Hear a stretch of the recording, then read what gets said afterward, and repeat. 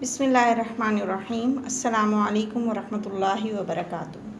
कैसे हैं आप सब बच्चों? खैरियत से हैं? आज का सबक शुरू करने से पहले दुरूद शरीफ पढ़ लें और इल्म में इजाफ़े की दुआ पढ़िए। जी बच्चों, आपको याद होगा पिछली वीडियो में हमने सबक पढ़ा था नक्शा, और उसमें दो नक्शे मैंने आपके सामने रखे थे। एक था कमरा जमात का नक्शा और एक था घर का नक्शा। मैंने आपसे कहा था कि आपने सबक का मुताला कर लेना है 5 बार, और अगर अच्छा मुताला किया हुआ हो तो अगला काम आसान हो जाता है। यकीनन आपने मुताला किया होगा, तो अभी हम उस मुताले को सामने रखते हुए, अगर नहीं है याद तो एक बार फिर मुताला कर लें और उसके बाद अगला काम देख लें। उसी मुताले को सामने रखते हुए, सबक को सामने रखते हुए आज हम काम कर रहे हैं इकरा उर्दू अमली किताब, जी सफ़ा नंबर 57। जी यहाँ पे आज हम काम करेंगे। सबक है नक्शा और सवाल नंबर 1, मंदरजा सैल सवालात के जवाब लिखिए। नक्शा किसे कहते हैं? इसका जवाब चूँकि थोड़ा लंबा था, एक लाइन में पूरा नहीं आ सकता था, इसलिए यहाँ मैंने ख़ुद से लाइंस ड्रॉ कर ली ताकि मैं आसानी से पूरा जवाब लिख सकूं। जी आपने पढ़ा था नक्शा किसे कहते हैं। जी यकीनन सब बच्चों को पता होगा, तो इसका जवाब मैं आपको लिखवा रही हूँ, आप मेरे साथ साथ लिखेंगे। जी यहाँ से आप शुरू करेंगे। किसी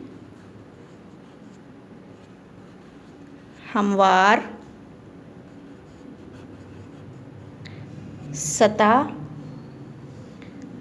या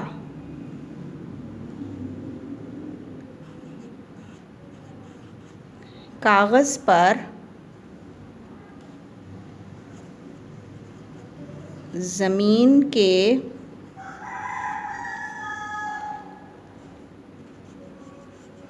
छोटे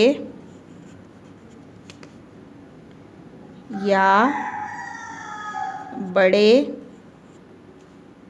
हिस्से को ख़ास अलामात, जी ख़ास अलामात के ज़रिए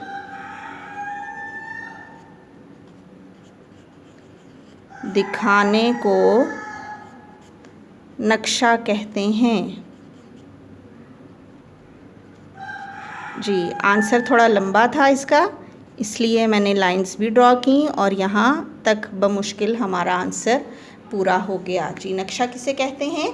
किसी हमवार सतह या कागज़ पर ज़मीन के छोटे या बड़े हिस्से को ख़ास अलामात के ज़रिए दिखाने को नक्शा कहते हैं। जी ऐसा ही था ना, आपको मैंने दिखाए भी थे नक्शे।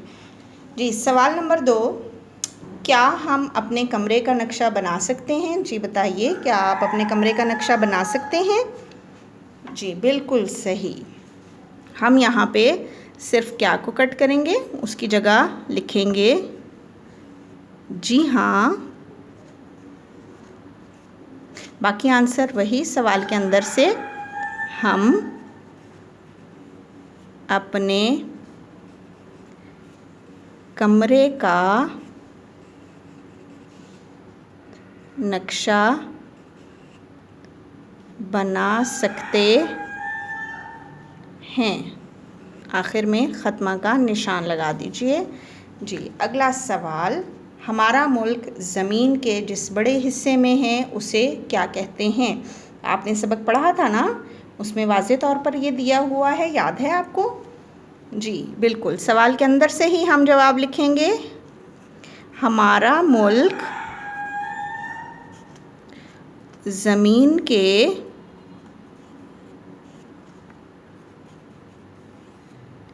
जिस बड़े हिस्से में है उसे, सिर्फ हम क्या को कट करेंगे, उसकी जगह हम लिखेंगे बरे आज़म। ठीक है, सही, बरे आज़म कहते हैं और आखिर में ख़त्मा का निशान लगा देंगे। ठीक है। हमारा मुल्क ज़मीन के जिस बड़े हिस्से में है उसे बर-ए-आज़म कहते हैं। जी, अगला सवाल, दुनिया के नक्शे में हम किन चीज़ों को दिखा सकते हैं? जी, आपने पढ़ा था, सबक नक्शा में बताया गया था। जी बताइए। जी शाबाश। दुनिया के नक्शे में हम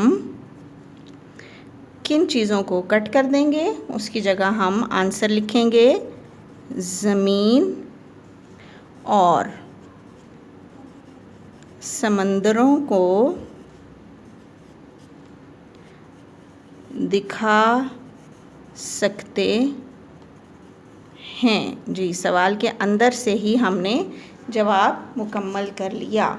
ये हो गया सफ़ा नंबर 57। अब है सफ़ा नंबर 58। यहाँ अमली काम है, अपने कमरा जमात का नक्शा बनाइए। जी, आपको मैंने कमरा जमात का नक्शा दिखाया भी था। आपकी इकरा उर्दू में भी नक्शा बना हुआ है। इसके अलावा अगर आप किसी और तरीके से कमरा जमात का नक्शा बनाना चाहें तो आप इस जगह पर ड्रॉ करेंगे पेंसिल के साथ। उसके बाद उसको कलर पेंसिल्स के साथ मुकम्मल करेंगे, खूबसूरत करेंगे और बाकायदा तमाम चीज़ों के बारे में बताएंगे। ठीक है, लिखेंगे, साथ मेंशन करेंगे और इस तरह आप अपना नक्शा मुकम्मल कर लेंगे। जी, आज का काम नोट कर लीजिए।